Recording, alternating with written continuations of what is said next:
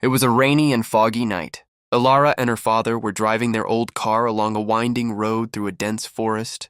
Her father was in a hurry because they had an important mission: to deliver a rare medicine to a wealthy man in the region who lived in a high and remote castle. Suddenly, between the car's headlights and the mist, a glowing white shadow leaped into the middle of the road. A loud sound of crashing and braking followed, and the car came to a stop.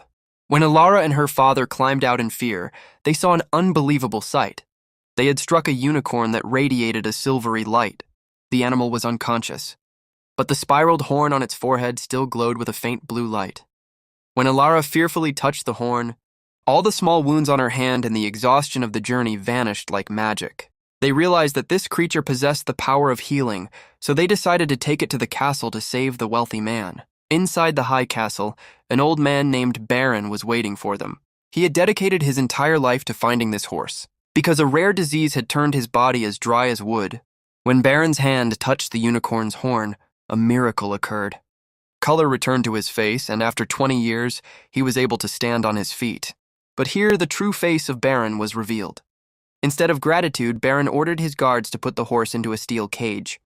He said, "This horse shall not leave. I will trade with it. Anyone who wishes to be healed must give me half of their life's fortune." Alara and her father were shocked.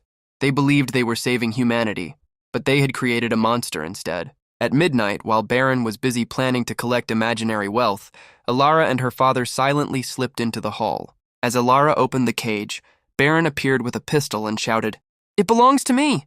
But at that moment, the unicorn struck its hoof against the ground. In a single second, all the gold and the decorated walls of the castle turned into dust and mist. Alara and her father mounted the horse and fled into the depths of the forest to return it to its home.